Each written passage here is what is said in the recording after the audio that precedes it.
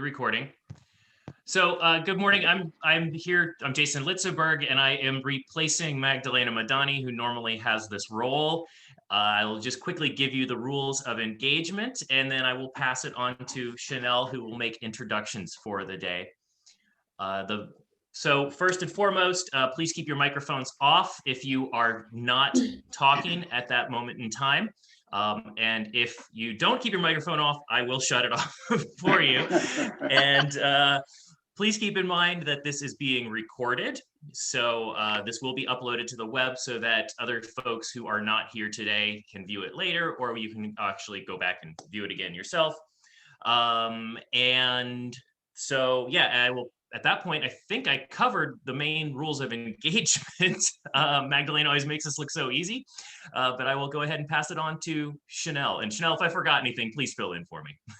Sure. No, thanks, Jason. Just the session is usually for 90 minutes, and then the last half an hour we call the after party. It's still recorded, but not as formal, so people can just engage with one another on a very informal basis. That's the only thing that was missing from Jason's speech. You did very good.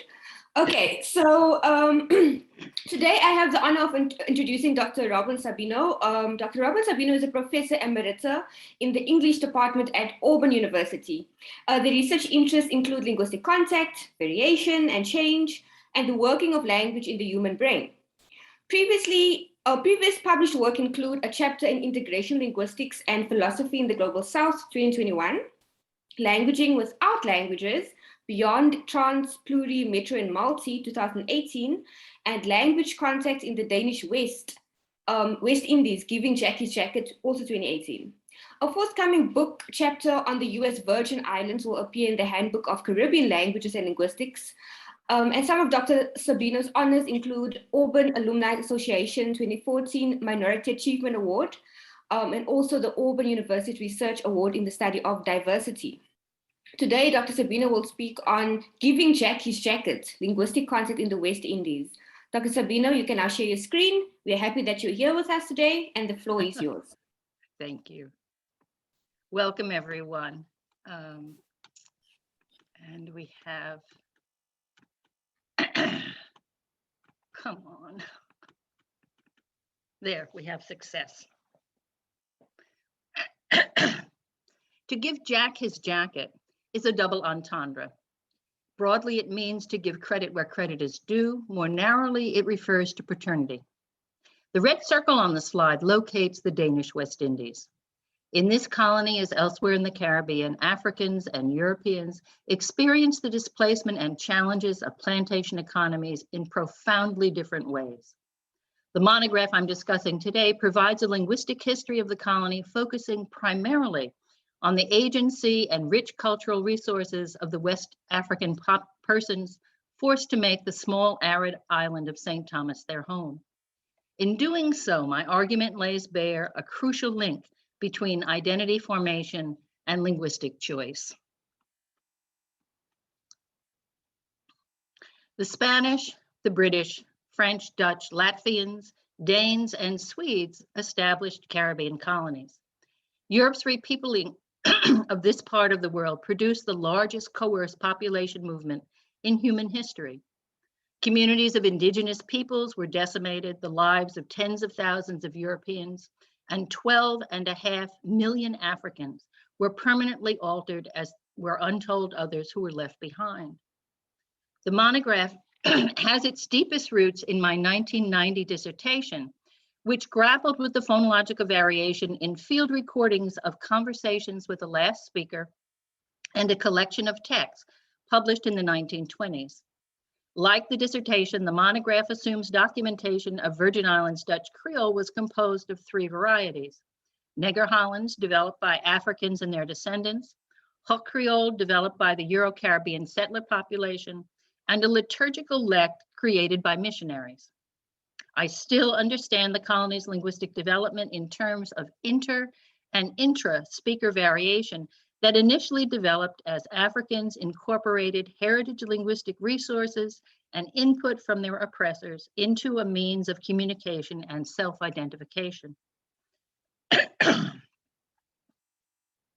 I also continue to hold that linguistic differences in data from the 18th, 19th, and 20th centuries reflect the settings under which they were produced. Crucially, however, I no longer believe in Creole languages as autonomous bounded systems. Because I see the individual as the only locus of human linguistic activity, today I'm not going to talk about Creole varieties. Instead, I will discuss how Africans, Europeans, and their descendants entrenched, conventionalized, and vernacularized linguistic resources. Let me briefly explain these terms as I understand. Oh dear. Sorry, we're out of.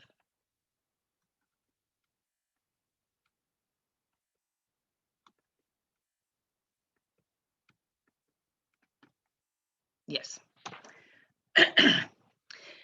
Memories are entrenched as an individual encounters linguistic material under conditions that allow it to become part of his or her repertoire. Following Bybee, I understand linguistic memories to be stored as a neural network of auditory patterns, kinesic activities, grammatical patterning, previously negotiated linguistic and sociocultural meanings, details of the context in which use occurs, and inferences derived from communication in those contexts. With each encounter, the network is updated, producing and modifying probabilistic responses to future discourses. Conventionalization, although it has the appearance of group existence, also occurs as a result of individual activity.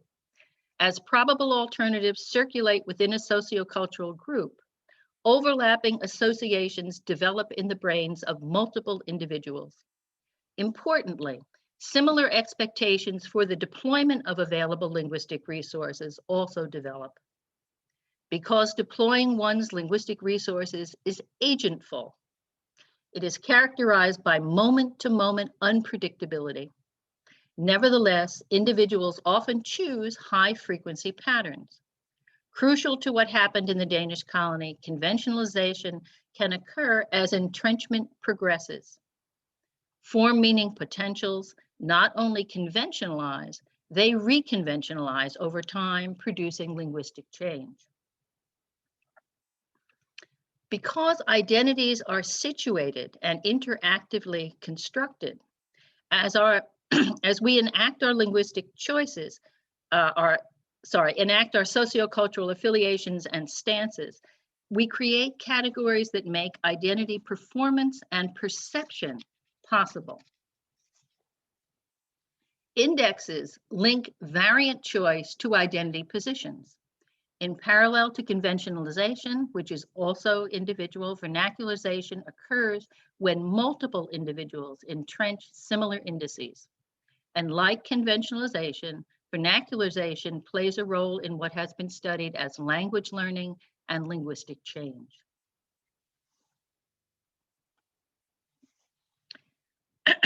History records something of the lives of colonists, soldiers, government, and church officials, but next to nothing about subaltern populations, whether indigenous, indentured, or enslaved. As a result, although we know that contact transformed cultural systems, exactly how and under what conditions today's vibrant Caribbean linguistic resources developed remains a subject of debate. Evidence of early linguistic practice in the Danish colony was produced by German and Danish missionaries, a local grammarian, a Danish physician, and when only a few users remained, by linguists. Believing that Africans were intellectually incapable of grasping the structures of European languages, instead of celebrating African linguistic accomplishments under debilitating conditions, Europeans believed Africans were bastardizing European tongues. Racist assumptions and an understanding of linguistic change as decay motivated the view that Caribbean Creoles were corrupt reductions of European targets, a view I rejected. Bickerton provides a witty example of concerns about the integrity of the data collected from the last speakers in the former Danish West Indies. He writes, I am so sorry. He writes, although languages like people die, they do not, like some people, drop dead. On the contrary, like Charles too, they are an unconscionable time a-dying. And since we know that in language death, language becomes severely distorted, but do not know at what time the process started, there is no way in which we can be certain what any text represents, whether the full flush of the language, the earliest onsets of decrepitude, or the final phases of decay in which key terms are lost, or worse, replaced with forms from competing languages and dialects.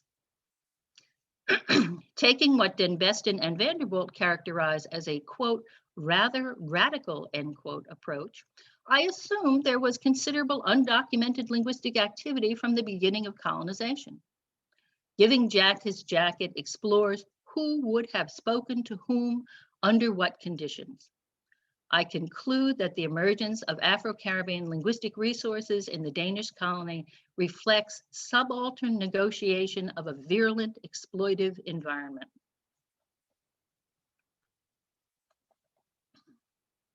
In seeking to demonstrate the legitimacy of this perspective, the first chapter explores Western hegemonic ideologies that legitimated centuries of exploitation and limited inquiry into the origin and nature of Afro-Caribbean communities by underestimating non-European agency. By the end of the 17th century, when Danish settlement began, Europeans viewed Africans as physically deformed, naturally uncivilized, lazy, linguistically limited, sexually promiscuous, idolatrous, cannibalistic, duplicitous, thievish, and as having developed only rudimentary political organizations.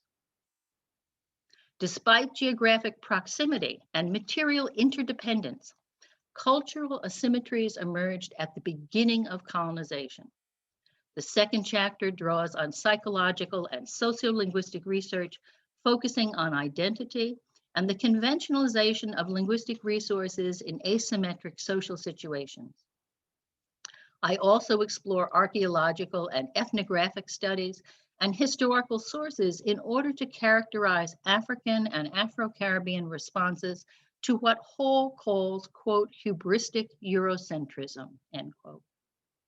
Following Christie, I argue that in St. Thomas, clashing African and European ideologies resulted in psychosocial distance and the emergence and maintenance of oppositional communities.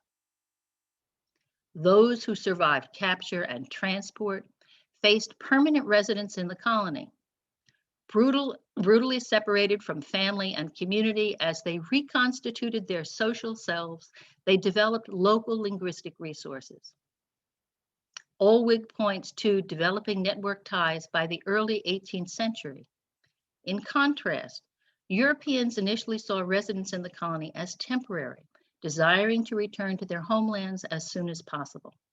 As a result, linguistic indexing of local identity was delayed for this group.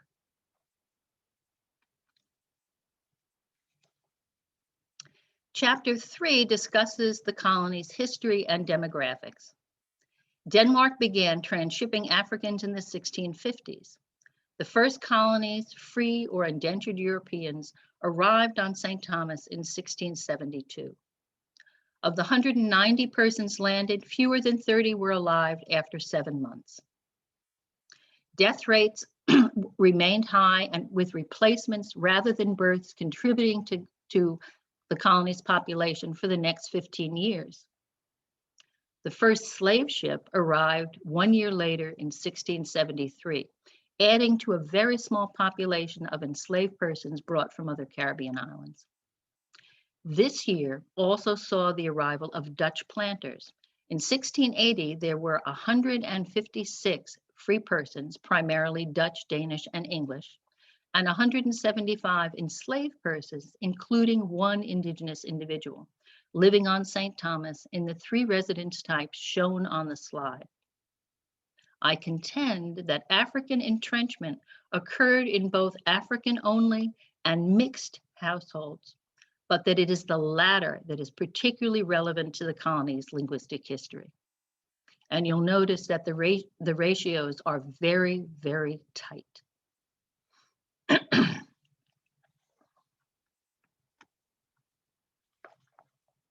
By 1690, survival rates were increasing, first in the Euro-Caribbean and later in the Afro-Caribbean population.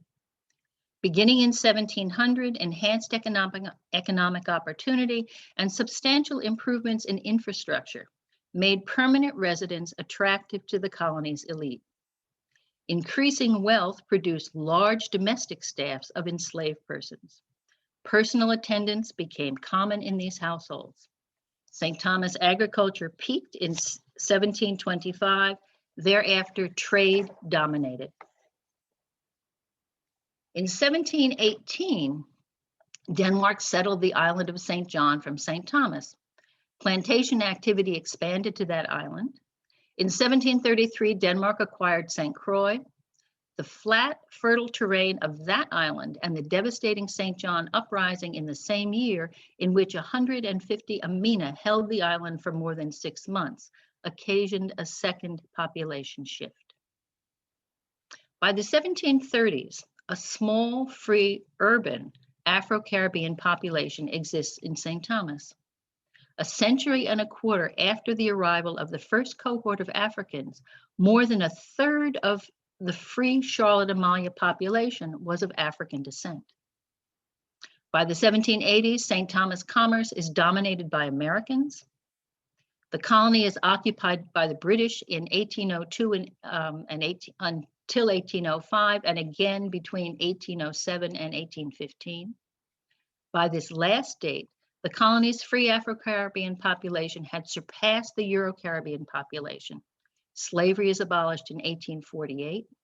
In 1917, the colony is purchased by the United States and becomes the U.S. Virgin Islands.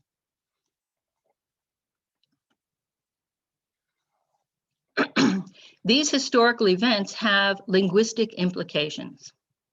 At settlement, conventionalized Danish and Dutch linguistic resources are in use. The Danish West Indian Company was formed in Amsterdam, and it's quite possible that there was a Dutch variety that was widely in use. So it's likely the government documents are written in both Danish and Dutch, and so it's quite likely that Dutch is in use early. But if not, the following year, there were Dutch settlers who arrived. So that would have again increased the available Germanic variants. And to people who are not familiar with these, this would have seemed like a very highly variable input. Newly arrived Africans would have added West African linguistic resources. Warfare on the African coast suggests that in the early decades, the Danes transshipped primarily Akan, Ga, and Ewe people. Enslaved persons would have expanded their linguistic repertoires to some extent during capture and on the transatlantic passage. Once landed in the colonies, survivors would have entrenched necessary linguistic resources in use in the households to which they were attached. There also would have been entrenchment of African non-maternal linguistic resources, but ultimately the colonial environment impeded their transgenerational transmission. I estimate that within 25 years of the colony's founding, for locally born members of the Afro-Caribbean community, the functionality of locally conventionalized resources would have superseded the functionality of those developed in Africa. In the colony's first decade, communication across plantations was limited by isolation and the rigors of survival. As survival rates increased in the late 1680s, Afro-Caribbean community formation began with networks extending across plantations. Crucially, the colony's exploitive social and material arrangements and asymmetric power relations provided minimal benefit from cultural assimilation to Africans and their descendants. This was one factor limiting entrenchment to much more than the lexical resources of those who exploited them. Thus, in spite of attempts to impose European definitions of culture on the colony's residents, members of the Afro-Caribbean community conventionalized and vernacularized shared heritage linguistic patterns. The creation of large domestic staff in elite households increased opportunities for the entrenchment of linguistic resources developed by the colony's two communities. Individuals with interests in both groups encountered a wider range of linguistic resources more frequently than did those whose interactions remained isolated within their respective groups. Within the Afro-Caribbean population, proverbs that warn against hanging your hat higher than your head imply some movement towards Euro-Caribbean norms. In parallel, Euro-Caribbean adolescents indexed local variants to island as opposed to European identity. Among these individuals was Moggins. Born in 1715, he would later author a New Testament translation and an 18th century prescriptive grammar of Euro-Caribbean linguistic resources. Moravian missionaries arrived in 1732, 50 years after the colony's founding, again expanding the colony's linguistic resources. According to Senbach, initial Afro-Caribbean response to the cultural alternatives the Moravians offered ranged from bewilderment to resistance. Eventually, missionary persistence bore fruit, in part due to the advantages promised by Christianity, particularly literacy. With the move to St. John and then to St. Croix, the linguistic resources conventionalized and vernacularized on St. Thomas expanded to those islands, although by the middle of the 18th century, European cultural influence was waning in the urban areas. There are no urban areas on St. John. The growing cultural influence of missionaries and the emergence of a free Afro-Caribbean community prompted the creation of identities that were intermediate between enslaved plantation workers and rich planters and merchants.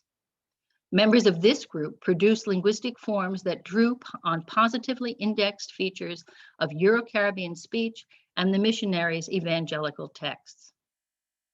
With the incursion of linguistic resources from the United States and the British colonies, those initially conventionalized by the Afro-Caribbean community became indexed to rurality and enslavement.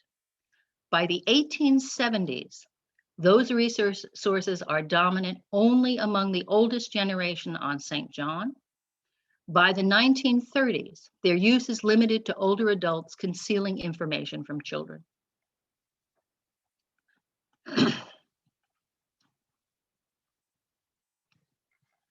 Hubristic Eurocentrism not only undergirded the repeopling of the Caribbean, it laid the foundation for Creole linguistics. For example, in 1933, the Dutch linguist Hesseling uses the terms Neger Hollands and Bastard Hollands to describe Afro-Caribbean linguistic practice. He describes the 20th century text in terms of, quote, erosion, confusion, and simplification, end quote. Half a century later, Den Besten et al. See the colony's language as only really flourishing during the period it was written by Europeans. Using Moravian mention of a Creole on St. Thomas in 1736, and I believe this is the first mention of a Creole in the Caribbean, scholarship initially drew on 18th and 19th century texts created by missionaries and a member of a prominent Euro-Caribbean family. When the language use documented in the 20th century was compared to these texts, it was found wanting because of internal differences and because of perceived Anglophone lexical corruption. Having argued that resistance, not linguistic decay, motivated Afro-Caribbean communicative practice, I reconsidered the ways in which scholarly literature had interpreted the available record, focusing on the cultural frames and linguistic knowledge of those who produced the documentation. The influence of language standardization, grammatical prescriptivism, and racist assumptions about cultural contact and linguistic capacity was consistent with my position. Consideration of the nationalities, ethnicities, nativity, and legal and social statuses of the colony's residents points to a heterogeneous linguistic environment. For example, in 1688, 44% of the Euro-Caribbean households for which nationality is identified contained persons born in different countries.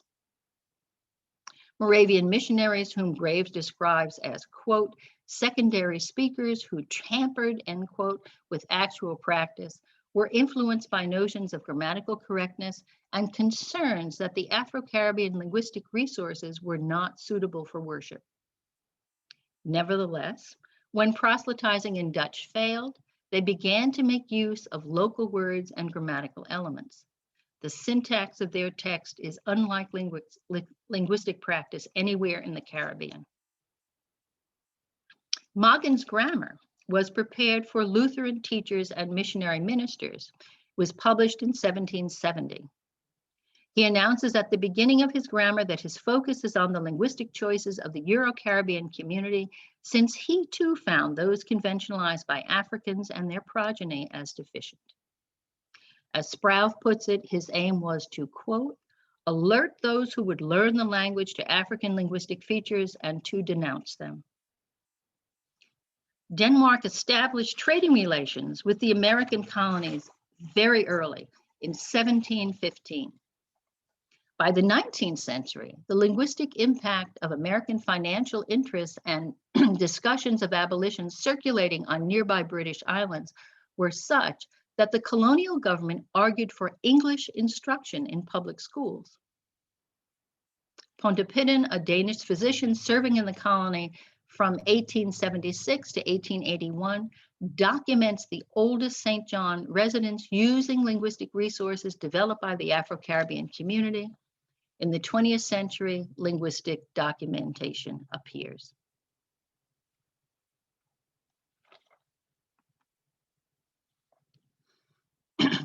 The lack of 17th century data necessitates examination of situational variables to determine how Africans would have coped with linguistic contact prior to population stabilization and the emergence of community. Several factors favor the persistence of heritage linguistic features: age of arrival, sex, trauma and anxiety, and intentionality and investment. Conversely, a positive attitude towards and the previous entrenchment of non-maternal linguistic resources favor the entrenchment of new linguistic patterns. Like other cognitively driven functions, the ability to entrench linguistic resources diminishes across the lifespan. Lexical learning remains intact, but the processing of inflectional morphology, number, gender, case agreement, word order, and lexical exceptions is diminished for older learners. Age is also a particularly good predictor of phonological attainment, with youngest learners most likely to achieve target-like pronunciation. Although the Danes did transship children, in 1680, 80% of the colony's enslaved population were adults. The preponderance of adult learners in the colony does not predict early entrenchment of European input. It is, however, consistent with the persistence of heritage linguistic features. There is not a lot of research on sex and language learning, but there is some evidence that estrogen enhances learning requiring verbal and declarative memory. Given the demands of infrastructure building, it's not surprising that in 1680, the ratio of enslaved adults, females to males, is 0.66 to 1. In mixed households, where I think the resources emerged, it is even lower, 0.38 to 1. The persistence of unnatural sex ratios into the 1740s, well after population stabilization, also predicts the retention of heritage linguistic resources. The earliest stages of entrenchment require substantial cognitive processing and working memory. Because competition for cognitive resources inhibits one's ability to direct attention to input, trauma and anxiety negatively impact learning. Historical evidence indicates that many who arrived in the colony had suffered physical and mental trauma during capture and transshipment. Once bound to Euro-Caribbean households, overwork, periodic starvation, inadequate housing, disease, generalized stress, and psychological, sexual, and physical brutality negatively impacted longevity and the accrual of linguistic resources at the level of the individual and thus at the level of the group. Although attentional demands decrease as learning progresses, focus on form is needed to achieve target-like performance. For this reason, an early 18th century report that the colonies enslaved trembled and shook when asked to do something similarly predicts early learning challenges. Learners' intentions and the investment in and the effort they invest in expanding their linguistic resources correlate with attainment and demarcate linguistic targets. Evidence suggests that an integrative orientation coupled with the perception of permeable social boundaries enhances investment, increasing the range of strategies used to expand linguistic resources. The Danish colony's social hierarchy, based as it was on legal status and ethnicity, was largely impermeable. Investment is particularly relevant when input is limited, as it would be when interaction with members of another group is avoided. The psychosocial distance engendered by brutality and cultural clash would have motivated the development of strong in-group network ties and the avoidance of out-group members. When considering intentionality and investment, this also points to the maintenance of African linguistic features. Excuse me. In contrast to the factors just described, an aptitude for the accrual of linguistic resources and non-maternal linguistic experiences are associated with learning success. Aptitude is particularly relevant to phonological learning. Omoyela suggests that oral societies encourage attention to the nuances of communicative events and the development of, quote, strategies for learning, preservation, and appropriate use. This would seem to provide a learning advantage comparable to what has been studied as aptitude. Consistent with this, Goodman references a 1659 document describing Africans as attentive observers. In the Danish colony, Oldendorff describes Africans' general aptness for learning languages. There is also evidence that the prior entrenchment of heterogeneous linguistic resources enhances subsequent learning. La Charité points to the Ga and the Akan, two groups subject to Danish slaving operations, as particularly valuing the ability to deploy multiple discursive practices, observing that historically and contemporaneously, there is evidence that these groups positively view non-maternal linguistic resources. On its own, a culturally valued propensity to expand one's linguistic resources raises the possibility of substantial early learning in the Danish colony. In contrast, the effect of age of arrival, sex, trauma and anxiety, and intentionality and investment make it likely that during the decade and a half it took to achieve Afro-Caribbean population stability, survivors negotiated common solutions to communicative challenges, achieving only the initial effortful stages of entrenchment with respect to the European input they encountered.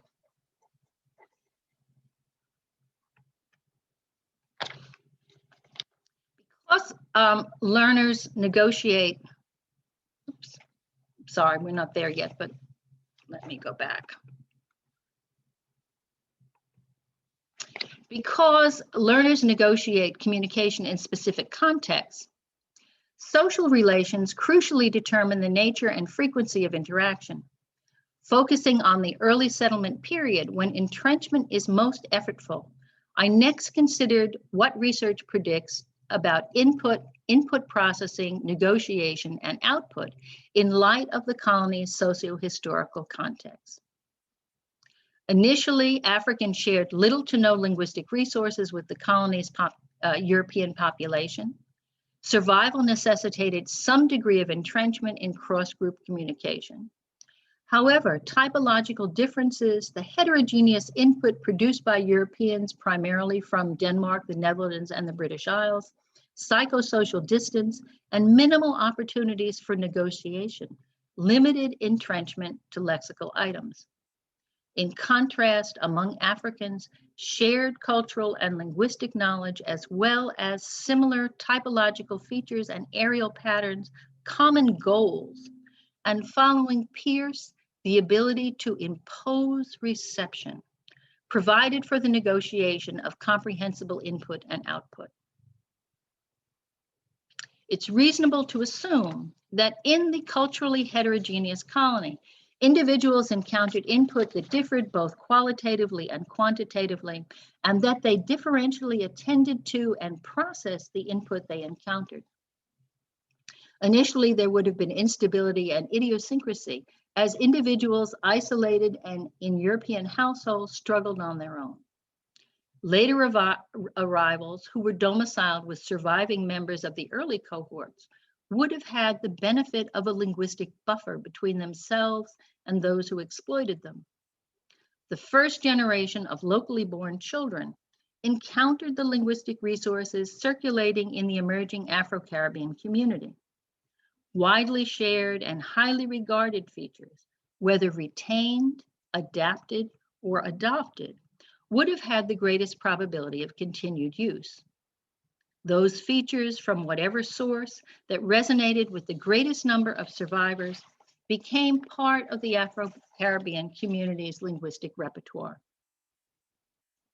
As conventionalization progressed, features were indexed to sociocultural identities. Positively indexed elements had an enhanced likelihood of persistence across the generation, despite external cultural pressures from the Euro-Caribbean and later the American communities. Over time, conditions ameliorated, and the financially independent segment of the Afro-Caribbean community increased in size and in wealth. Linguistic practice in the colony reflected these changes, but evidence of its African linguistic heritage remains in the 20th century documentation. The 3 chapters on phonological, morphological, and syntactic variation speak to the results of a pressing need for in-group communication and communal identity, resistance to oppression, and pressures for assimilation to European cultural norms. In all 3 instances, the 20th century material is closer to African heritage linguistic patterns consistent with effortful adult learning. Moggin's 18th century material shows both evidence of retained European heritage features and borrowing from the linguistic resources developed by the colony's Afro-Caribbean community. There's a good bit more to these chapters than I have time and that you have patience to listen to. So I'll hit a few high points. The influence of heritage linguistic resources is greatest when frequency of use exceeds that of use of a target. The chapter on phonology reveals the operation of Afro-Caribbean developmental patterns and adaptive strategies, as would be the case if if the data in the 20th century reflected limited early learning. Syllable structure reveals rendition of the African pattern shown in the white circles on the map, which you cannot see because of, I don't think I can move it, I'm sorry.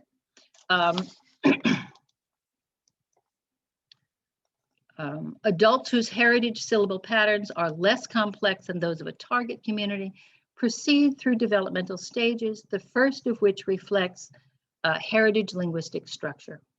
Among the Chui, the Ga, and the Ewe, the preferred syllable structure is consonant vowel. In contrast, the Danes, Dutch, and British prefer syllables ending in consonants. The 20th century material shows a wide range of syllable types, including those found in European languages. However, the most frequent syllable is composed of a consonant and a vowel. Comparisons with lexical source material reveal learners employed several strategies that reshape syllables in the input. These included reanalysis, vowel insertion, consonant deletion, and metathesis. The frequency of consonant-vowel syllables in Magen's material was intermediate between that of the 20th century data and the European lexical items, consistent with the proposal that Euro-Caribbean adolescents selectively index features of Afro-Caribbean speech to encode local identity while carefully maintaining distinctions that signal social distance.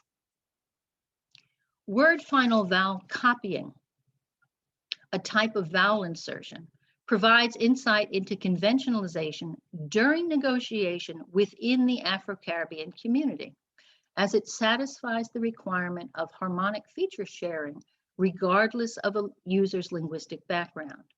For example, among the vowels other than e or aw must agree in orality or nasality, while among the Akan, harmonic vowels share the feature plus minus advanced tongue group. The compromise copies a vowel from a lexical source onto word final position. For example, Afro-Caribbean futu, foot, corresponds to fod when used by Danes, vot when used by the Dutch, and British foot. There is also evidence of direct retention of African heritage phonetic features. For example, in the 20th century material, the high front and high back vowels, I, U, are non-contrastive. This is not the case in English, for example. This is also a feature found in conventionalized resources used contemporarily by Twi and Ewe people.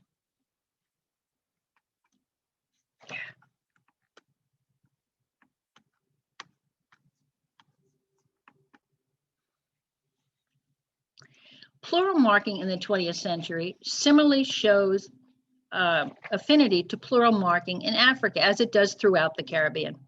It differs from that used by Europeans in three ways.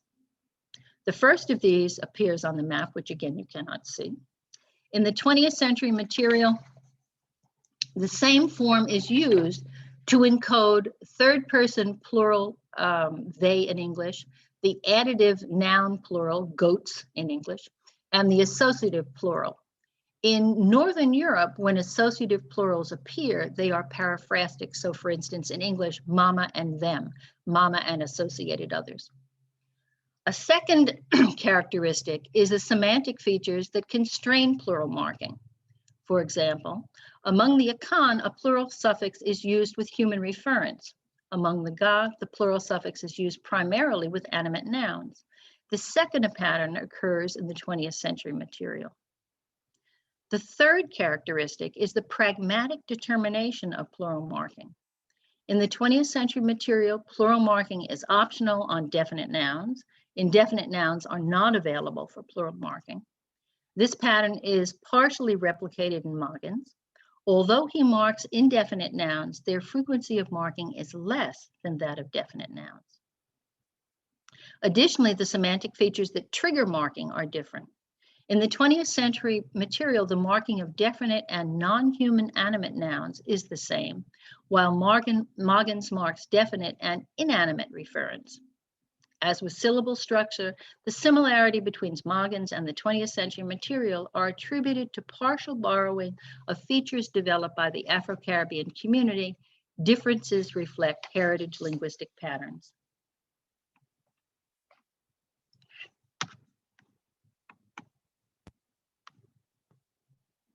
What?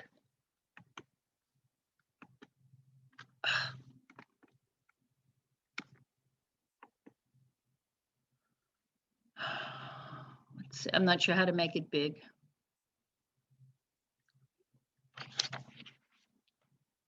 That's gonna happen.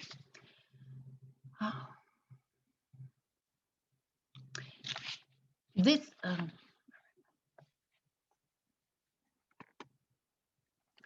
This slide shows the minimal overlap between the forms used to encode plurality by the two groups. It also shows the restriction of forms that results from standardization and the profusion of forms that emerge in unrestricted use.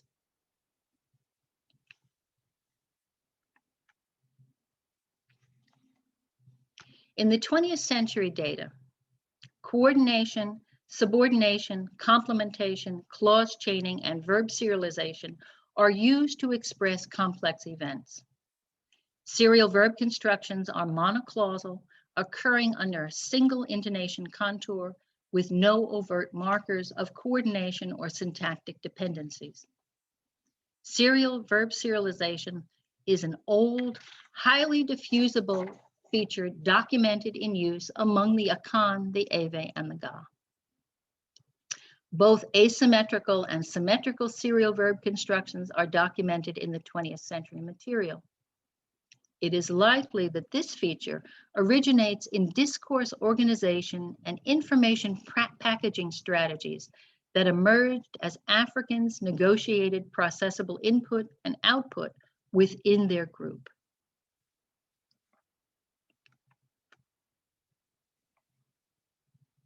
Here are some examples of serial verb constructions from the 20th century material.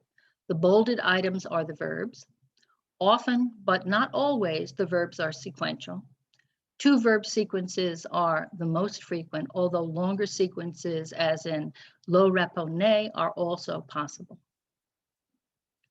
The chapter discusses 10 serial verb constructions. 4 appear in symmetrical constructions: ma, make, manque, want, stat, start, and well, like. Serial verb constructions contain major verbs which also function as main verbs. In symmetrical serial verb constructions, these are unrestricted by semantic or grammatical category, except that they cannot be copulas or existential or stative verbs. The remaining 6 verbs occur in asymmetric constructions: gi, give, kaba, finish, ko, come, lo, go, ne, take, and say, say. Asymmetrical serial verb constructions consist of a minor verb and a major verb. Minor verbs are drawn from restrictive classes.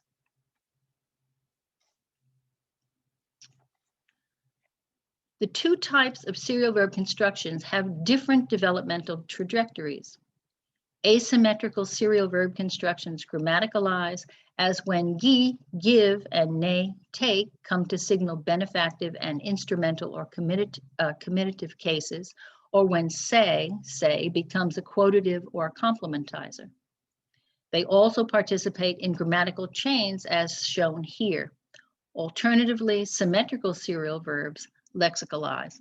So for instance, lo, go is used as a main verb, as a serial verb, as a progressive marker, as an aspect marker, as a modal, and as a marker of future.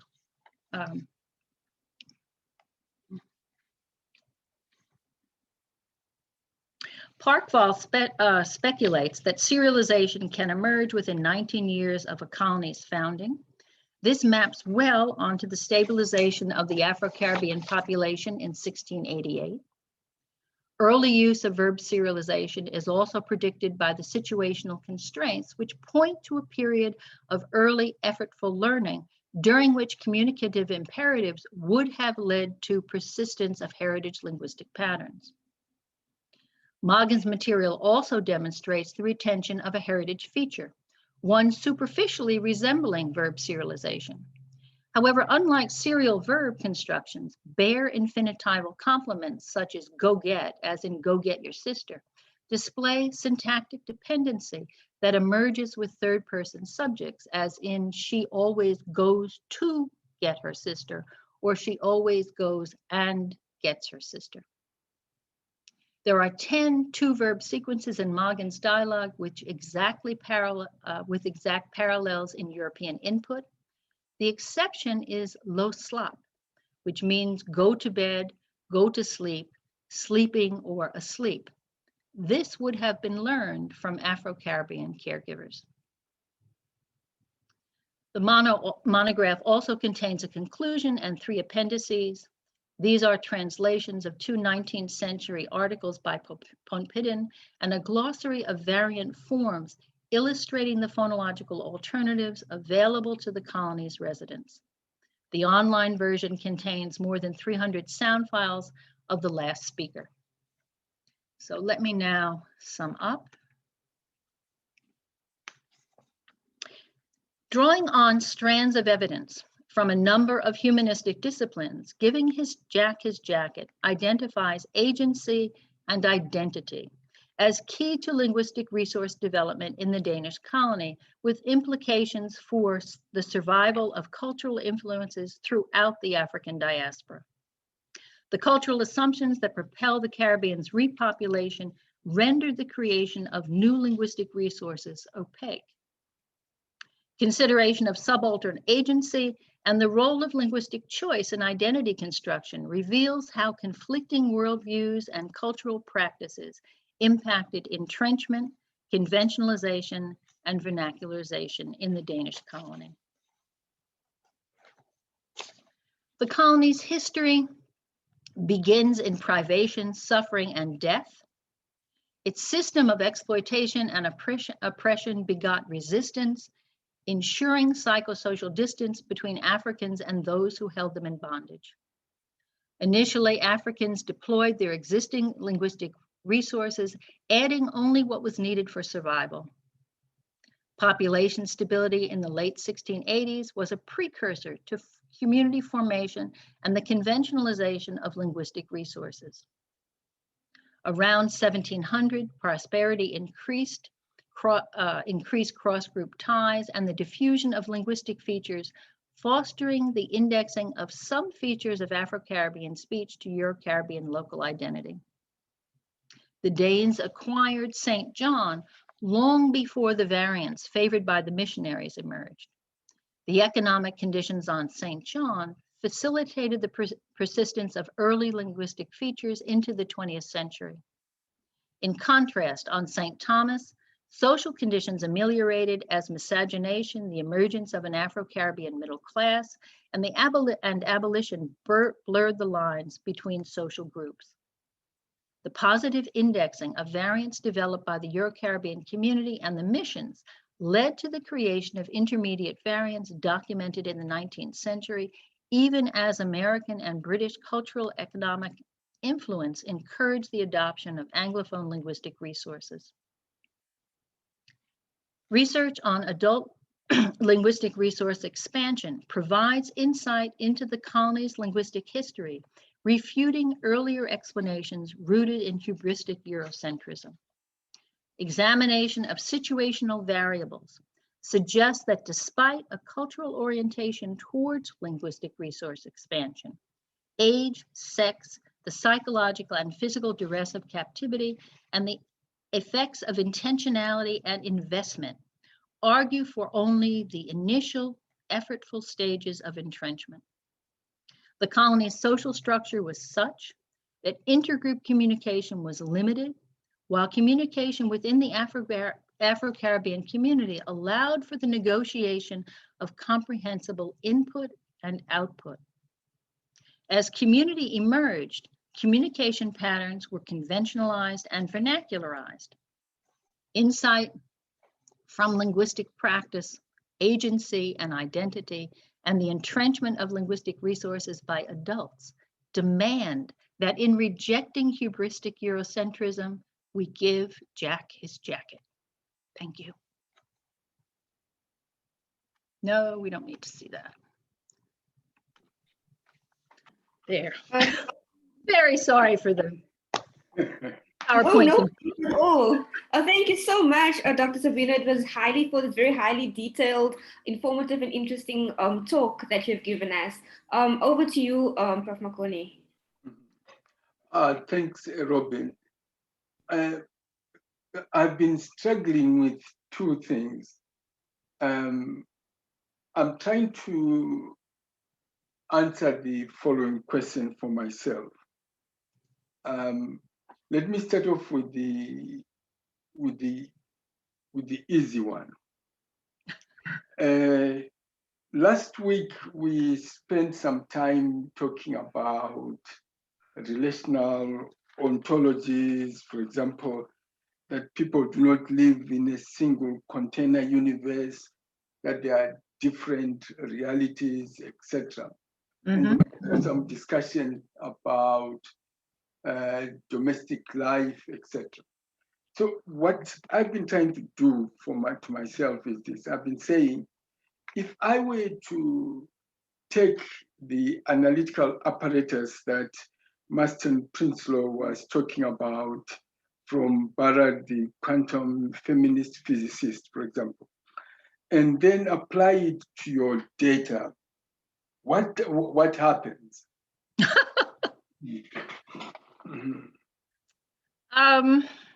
Was there something similar happening between I think so. Certainly at the level of the individual, it's exactly what happens. Yes. But we don't function only at the level of the individual. These people were stripped of their identities, removed from family. Yes. In terrible physical condition, isolated linguistically, and brutalized. And so the natural impetus was, and there is some linguistic evidence of this, even on shipboard, people tried to make connections. So there is a story of a woman on St. John who buried a woman who came over with her mother on the slave ship. There are a series of words, which I'm not going to be able to recall at the moment. Mot is one, that refer to social relations that emerged during transshipment. People would have been desperate to reconstitute social and psychological identities within community. Okay. So even as they attempted to protect themselves from others. So if that is the case, then that to some extent partially supports Barrett's argument that what you fundamentally find in individuals is the desire to establish relations, what they call relational ontologies. That in the ships, you were interested much more in trying to establish those particular types of. Well, I think the conditions were so awful, they were most interested in trying to survive. Yeah. So so the relations then were the product of efforts were the product or the consequences of people trying to survive, right? Because you're trying to survive, then one of the outcomes of this is the notion of what is you then have to try and establish relations.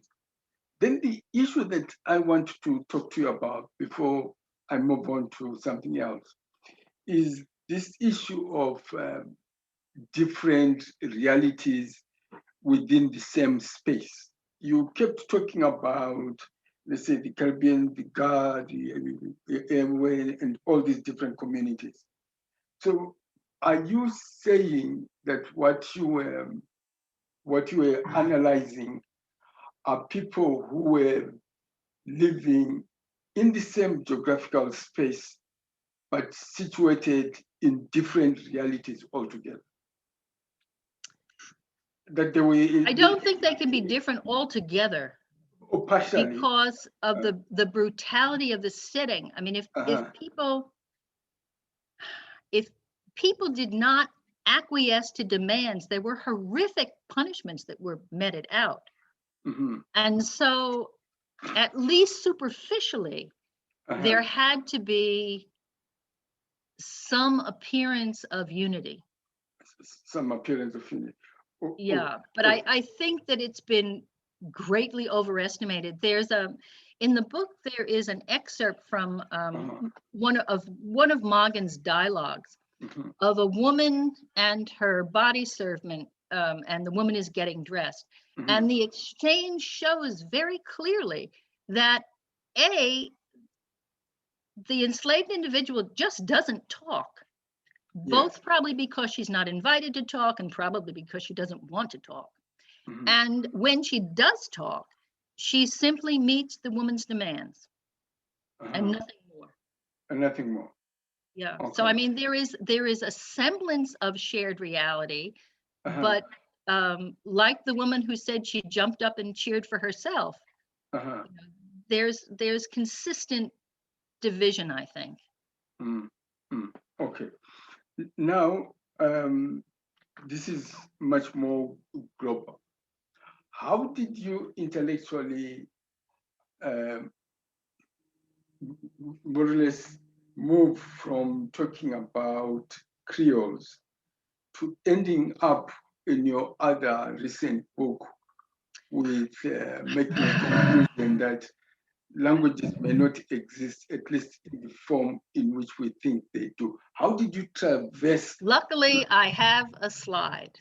You have a slide, okay. Let me see if I can get to it. Oh, come on. There. All right.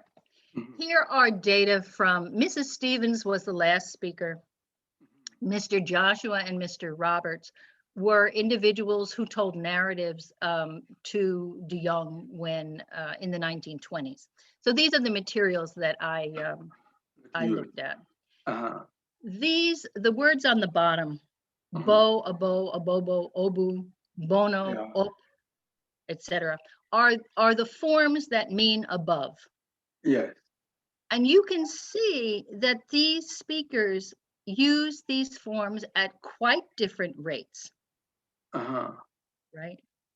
So trying to come up, and if you look at other words, and there are lots of words that are like this, I think the word for they has 16 variants. It becomes impossible to create a unitary grammar. It's simply impossible. Okay. So let me go back a little bit. Let me go back a little more.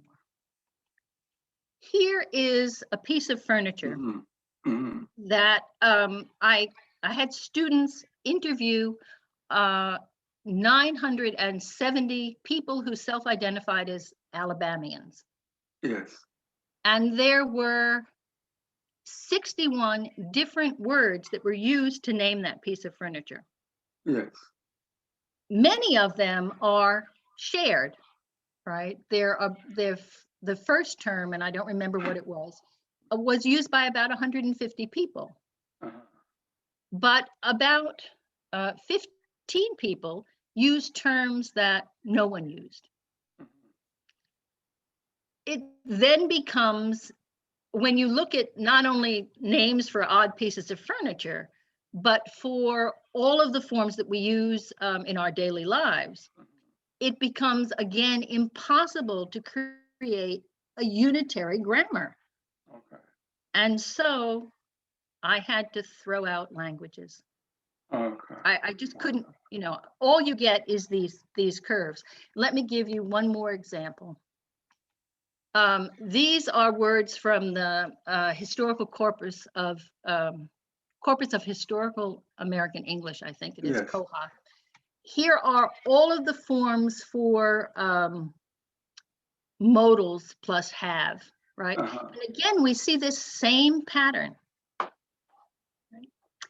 And so really, this pattern, as Kretschmar argues, is the only pattern that exists in human language. That's it. If you really do look at the variation, if you don't get trapped by language standardization, which reduces variation to only these fewest variants, then you cannot function with bounded systems. You cannot write grammars. And if, I honestly think linguistics can be a science. I think it's going to be a neuroscience. And I think to be seriously a science, you can't work with imaginary creatures. So I mean, I sympathize with your argument. That's what I think is the case. That linguistics does not need to postulate the existence of language as bounded entities for it to make progress. I mean, that's my own pet. Yeah. But what you are providing, I think, seems to be the case. You find it, for example, even in 19th century African linguistics, when you read some of the textbooks, some of the early grammars or the narratives by the people who were putting together these grammars, they complain and say with a lot of frustration that I went in, I asked this guy, what is the meaning of this word? And he gave me this word, then the following morning, gave me a different one, and I met somebody else and they came up with a totally different one, meaning that there was such wide variation. But it's possible that it is through standardization that all these things were constant. The extent of the variation was limited. Okay, but the concept I liked a lot from you is this hubristic Eurocentrism. That I liked very much. Yeah, I liked it so much I had to steal it.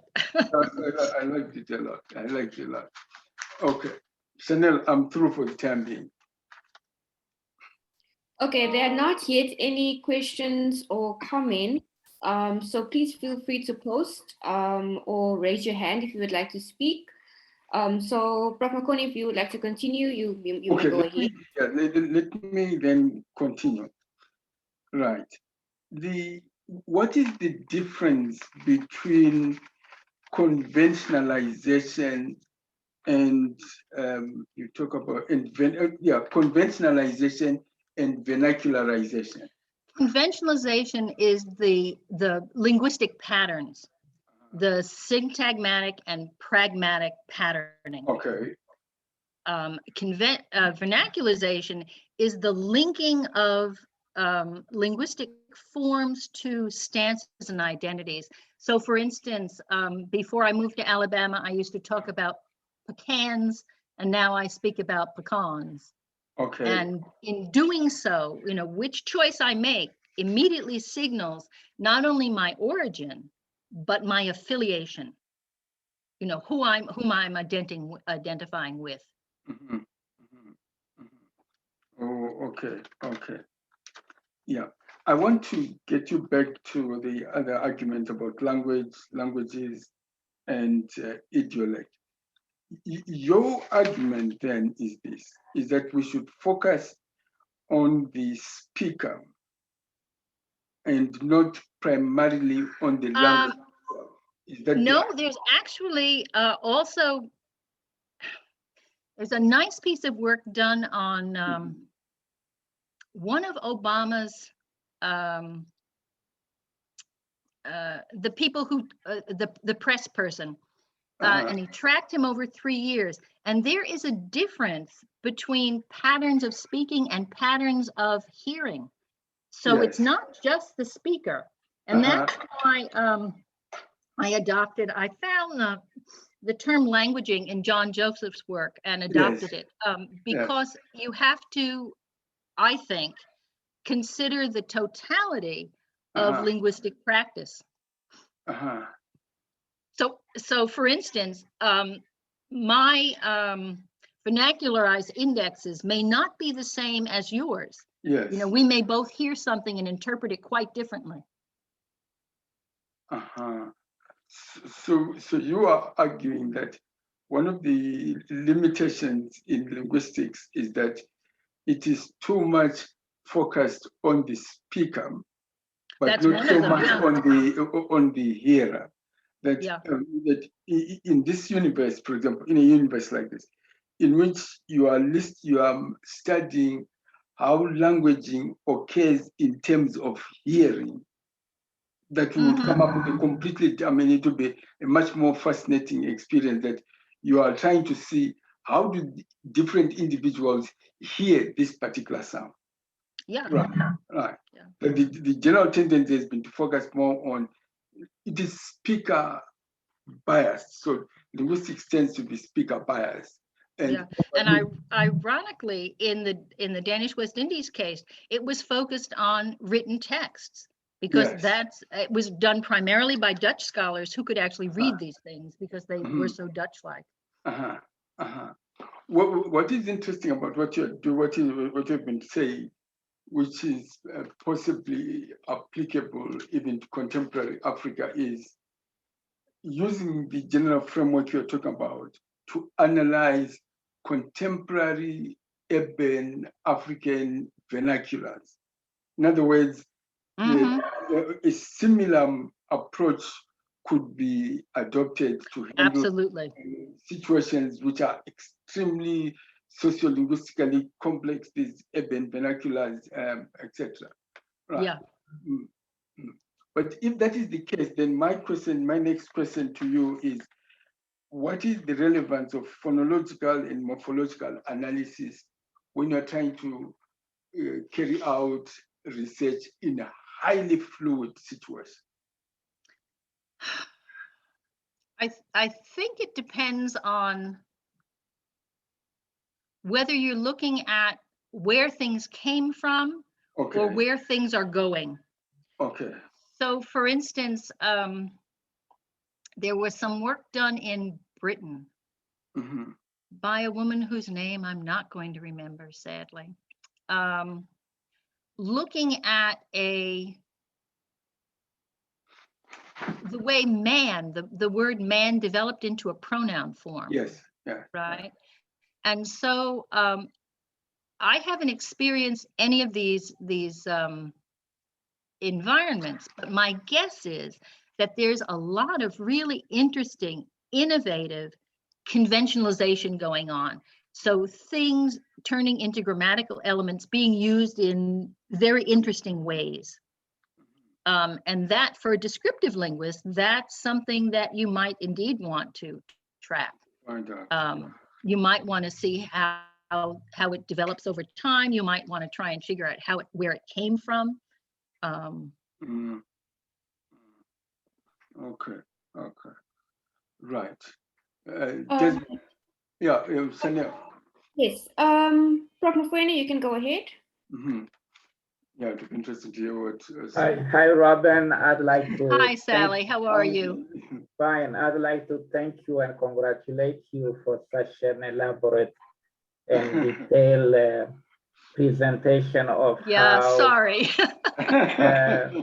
No, but it's what we have always needed in talking about the emergence of Creoles, whether or not we accept that Creoles are a special category of languages. And I really agree with you. We shouldn't insist so much on the term Creole, but focus on how language naturally evolves under specific ecological conditions, and you really get into various details showing how things really evolve normally in the sense of naturally what any other person under similar conditions would have done, and not particularly because these are people of inferior mental capacity, presumably. I shouldn't have put it because these people are assumed to have inferior mental capacity or inferior anatomical endowment. And the citations you gave us are very much reminiscent of things that those of us, for instance, that read about the emergence of Creoles have reported from 19th century philologists, Lucien Adam, Julien Vincent, and the like. And they literally started with saying, these blacks, these Africans are inferior to Europeans. They are less evolved than Europeans. And the European languages were just too sophisticated for them, and they couldn't acquire them and so forth. And the picture that you present is really much more plausible, recreating the circumstances of language transmission. I'm grateful that you clarified the way in which we use vernacularization, because as you were speaking, I interpreted it in a different way. Vernacularization as the stage when the language is no longer serving just as a lingua franca, but a variety for day-to-day communication. And this is quite consistent with how these patterns emerge and so forth. One thing that I'm trying to sort out here is the way in which we use Euro-Caribbean, Afro-Caribbean. Since you have avoided the term Creole, but Creole has also been used in the literature, and actually before it was used for language variety, it was used for people locally born that were not indigenous to the territories. And now the confusion for me is whether you are using Afro-Caribbean and Euro-Caribbean as locally born people of African descent, or locally born of European descent, or whether you are referring to people of mixed unions, say between Africans and indigenous people, or European and indigenous people. Can you clarify it for me, please? Yeah, let me say that the point you make about vernacularization is an important one, because I use the old meaning in the book, but I have now rejected that meaning and created a new meaning. I attempted, years ago, I rejected the notion that you would insightfully deal with these communities by talking about Blacks and whites. I just thought that said nothing about language behavior, and so I rejected it. And in looking for a way to encode likely linguistic behavior, I came upon Afro-Caribbean, these are from Mervyn Alleyne, Afro-Caribbean, and created Euro-Caribbean on the pattern as an inclusive cover term, trying to capture people who were linguistically and culturally influenced by heritage behaviors. So they're very broad terms. There is very little information that I came across about miscegenation. I mean, it was there. The governor had a mistress, but there's really nothing that I can do with that.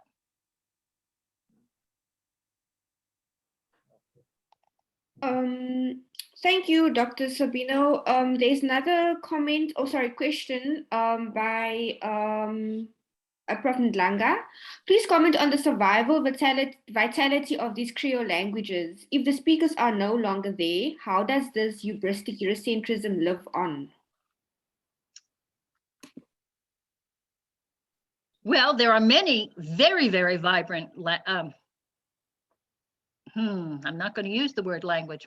There are very, very many vibrant linguistic patterns in use daily in the Caribbean.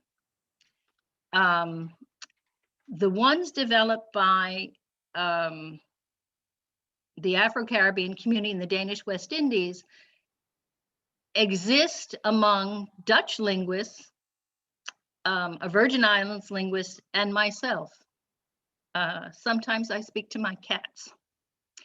But so that's gone, but certainly Gil Sprauve, who is the Caribbean linguist in St. Thomas, who worked on both this and on the Anglophone linguistic resources. His dissertation looks at the affinities between the Anglophone variety and the earlier variety. And in St. Thomas, St. John, it's very close. St. Croix is different, even though it's all the Virgin Islands. So the linguistic the linguistic practices change over time. There are still tensions within the community. The last time I was in St. Thomas was about 5 years ago. Was after a hurricane. People seemed a lot happier. And to my ear, there had been some movement, at least in the shops, towards American linguistic practice. But I suspect that had I spent time with local families, I would still see tensions. I can give you a personal example. Many years ago in the 1970s, I was sitting down to Christmas dinner with my family, and my mother-in-law, who was a Virgin Islander, worked in a shop, a gift shop in St. Thomas. And in the middle of Christmas dinner, she got up to open the perfume counter because a cruise ship came in. You can imagine that this was not really well received around the table, and she wasn't particularly happy to do it. So there are still tensions that exist and that will continue to exist. Does that come anywhere near answering your question? Cliff. Yes, it does. I was quite interested because you said you were pointing to the last speakers of some varieties on the island, and I was thinking about the survival of some of the ideologies as well within that context. Well, you know, the thing is that the last speakers never are isolated within that set of linguistic practices. Mrs. Stevens was born, I want to say around 1918. She was the last speaker. But she kept her linguistic knowledge hidden until Gilbert Sproul discovered her quite by accident in the very early 1970s, right? So she had participated, she learned from her grandparents, and then she said she refused to speak because it was highly stigmatized. It was associated with rurality and slavery. And rather, the Anglophone linguistic resources were in use in the colony, in the community, and she was fluent. And so just because the linguist, if you remember that graph, as terms are not used, I mean, in language death, that graph really captures it, because the frequency of use of particular terms among community members simply diminishes until it disappears, and that's the end of it. But something replaces that. There's something else higher up on that curve. So the feelings and the beliefs and the conventions of the community persist, even though the linguistic forms that encode them may change.